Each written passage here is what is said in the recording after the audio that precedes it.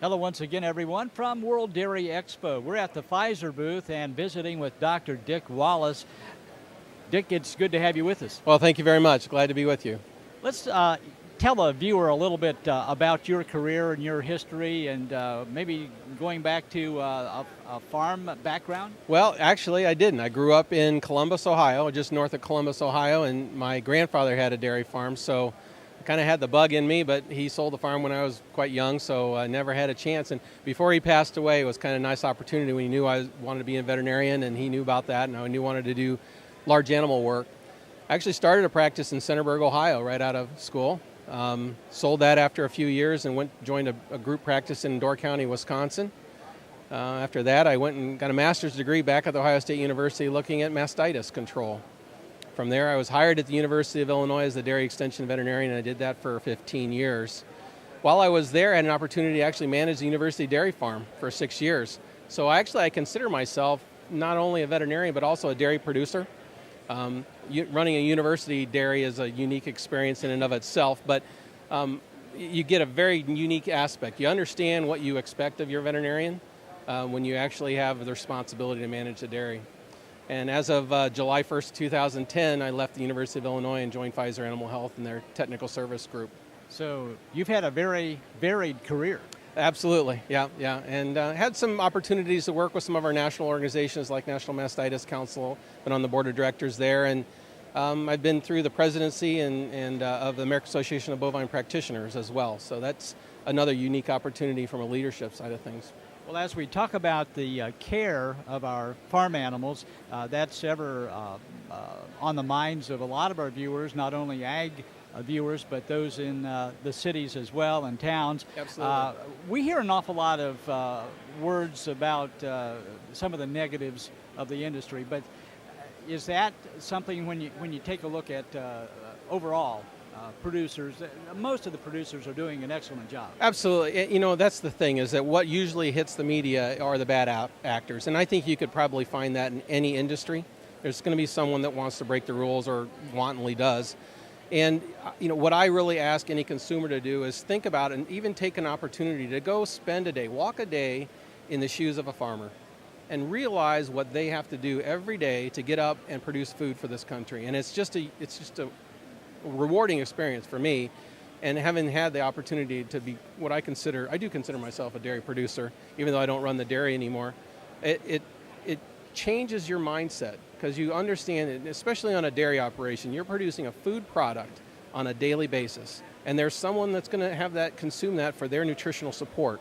And we're just so fortunate in this country to have producers and dairy farmers out there and all livestock producers that help us, put food on our table. Well, recently in Ohio, the livestock care standards rules were signed, and now we have actually legislation to take care of a lot of the bad actors, so to speak. Absolutely, and now, they should be. And throughout the country, this same kind of topic is being looked at by various other states, taking a look at what they can do in their states. And is Ohio's rules, would this be something that you think some of the other states are going to be taking a hard look at? Absolutely, I think so. In our state of Illinois, I know that our state veterinarian and several of our livestock groups have gotten together to try and, we have a similar approach, trying to keep it, so that we don't have to legislate. I think what we need to do is that producers will do the right thing if we just let them know what the rules are. And I think that's the main thing, is it doesn't need to be legislated or regulated. I think it's something that it's the right thing to do. And most dairy producers and most livestock producers know that treating your animals appropriately they're going to produce better for you. And so you got to keep that in mind. Now, with your varied segments of your career, so to speak, as you look at the industry and look to the future of the industry, are we seeing a need for more young people getting involved in veterinary medicine? Yeah, that's been an interesting challenge, because the problem is not so much that we have a shortage of food supply veterinarians, it's that we have a shortage of veterinarians in rural areas.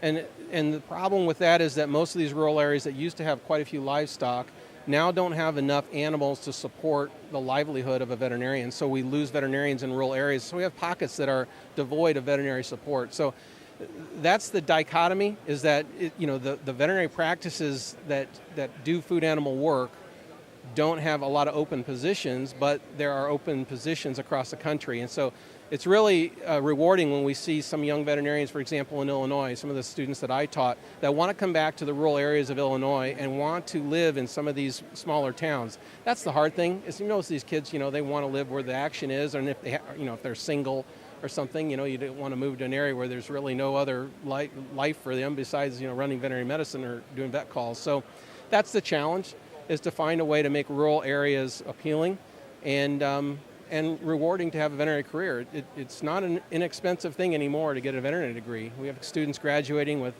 $150,000 in debt, and when I graduated, I didn't have near that amount of debt, and I could start to buy a house and start to afford some things. And our students now are really just paying off a lot of debt. And so some of the loan forgiveness programs that the government's put together, and of course we don't know where we're going to be at with funding on those things, but it's important. I've seen some communities actually donate a building to a young veterinarian and say, we'll provide this community center and let you put your clinic in here if you come be our veterinarian. So I think that's what it's going to take, is grassroots efforts for communities to say, we want a veterinarian in town. Dr. Wallace, if folks would like to ask you any questions for any kind of information from you, what's the best way for them to go about doing that? They can contact me at my email address if they want, richard.l.wallace@Pfizer.com. And that's probably the best way to get a hold of me, and I'll be happy to try and respond as soon as I can. Very good. Our guest today, Dr. Dick Wallace, a graduate of The Ohio State University. Good luck. Thanks for being with us. You bet. Glad to be with you. Stay with us. More to come right after this.